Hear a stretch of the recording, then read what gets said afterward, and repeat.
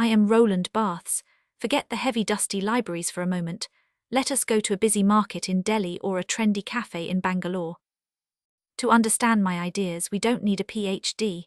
We only need to look at a bottle of cold drink, like Coca-Cola or Thumbs Up, and a social media influencer. Here is my story for you. 1. The magic of the ad myth as second meaning. Imagine you see a TV ad. A famous Bollywood star is thirsty. He drinks a cold soda. Suddenly he is dancing, he looks cool, and beautiful people are all around him. Level 1. The fact. It is just brown sugar water in a plastic bottle. Level 2. The myth. The soda now means youth, freedom, and success. The story. When you buy that bottle at the Kirana store, you aren't just buying a drink. You are trying to buy coolness. My idea is that myth is a thief. It steals a simple object, the drink, and hides a social message, success, inside it. 2. The way it is trap. Naturalization. Think about the ideal Indian Bahu, daughter-in-law in a TV serial. She always wakes up at 5 a.m., wears a heavy sari, and never gets tired of serving everyone. The myth says this is how Indian women are. It is their nature. The truth is, this is a rule made by society to keep things a certain way.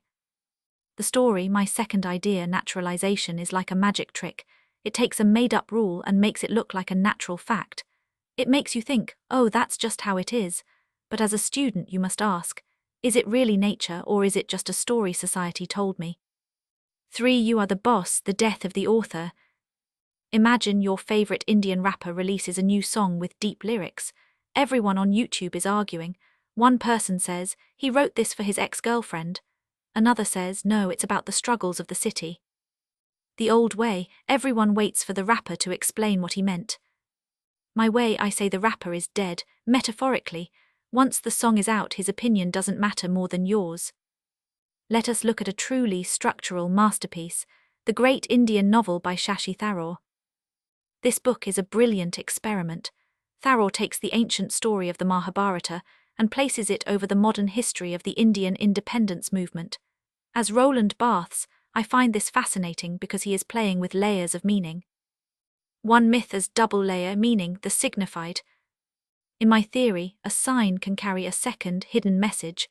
Tharoor uses the characters of the Mahabharata as signifiers for real historical people.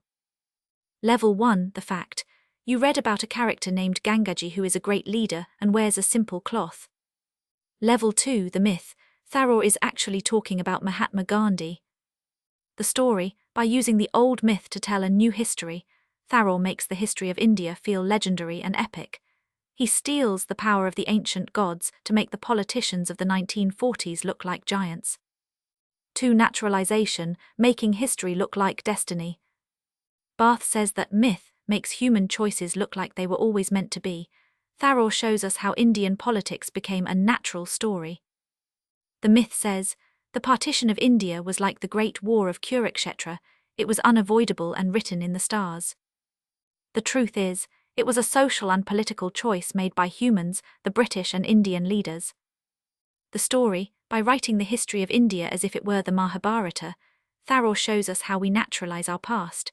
We start to believe that our leaders were born to play these roles, rather than seeing them as ordinary people making difficult, and sometimes wrong, decisions. 3. The death of the author, you rewrite history. Tharoor is the author, but he is doing something very Barthesian. He is telling you that history is just a story we read. The idea, there is no one correct version of Indian history. The reader's power. Tharoor invites you, the student, to look at Gandhi, Nehru, or Jinnah not as holy figures from a textbook, but as characters in a drama. The story, once Tharoor releases this book, he cannot control how you feel about these leaders. If you think his version of Gangaji is too harsh or too funny, you are right. The meaning of India's history belongs to the reader who interprets it today, not just the people who wrote the history books. Summary cheat sheet for Tharoor's novel. 1. Myth, the Mahabharata characters are masks for modern politicians. 2. Naturalization, political struggles are presented as epic drama, making them feel like a natural part of Indian identity. 3. Death of the author, history is a text that you have the right to question and reread in your own way. The story, a book or a song, is like a playground. The author built the swings, but you are the one playing. If a poem makes you feel happy, it is a happy poem, even if the author was sad when he wrote it. The reader is the one who gives the story life. My message to the youth of India: don't just consume what you see on Instagram or in movies. Look for the hidden myth. Ask yourselves, what is this ad really trying to sell me? Status, beauty? Is this tradition natural, or was it just created? Why should I care what the author meant? What does it mean to me?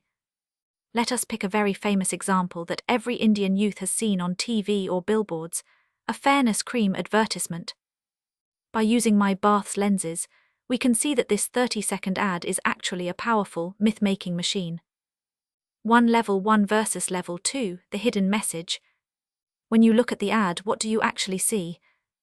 Level 1, the fact: you see a tube of white cream. The ad shows a girl with dark skin, and then after using the cream she has light skin. Level 2, the myth: the ad is not just selling cream, it is selling success, confidence and marriage. The story: in the ad the girl is sad and cannot get a job. She puts on the cream, becomes fair, and suddenly she gets the job and a boyfriend. The myth here steals the cream and hides a lie inside it. White skin equals a happy life.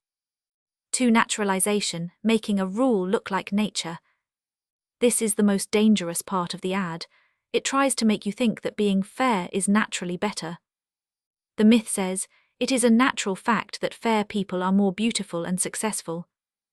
The truth is, this is a social rule created by history, movies and old prejudices. There is nothing natural about it. The story: by showing the fair girl winning every time, the ad makes this unfair social rule look like a law of nature, like the sun rising in the east. It stops you from asking, wait, why can't a dark-skinned person be the boss? It makes the made-up rule look normal. 3. The death of the author: you are the judge.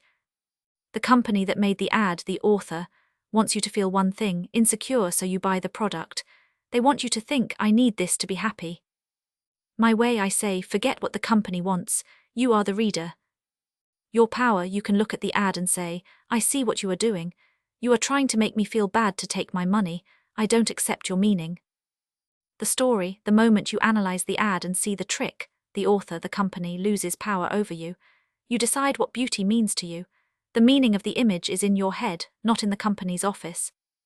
Summary for your mind: the next time you see a fairness cream ad or a cricket star posing with a luxury watch on Instagram, ask yourself, 1. The myth: what are they really trying to sell me besides the product? Power, love. 2. The naturalization: are they trying to tell me a social rule is actually a natural fact? 3. The death of the author: am I going to believe their story, or am I going to create my own meaning?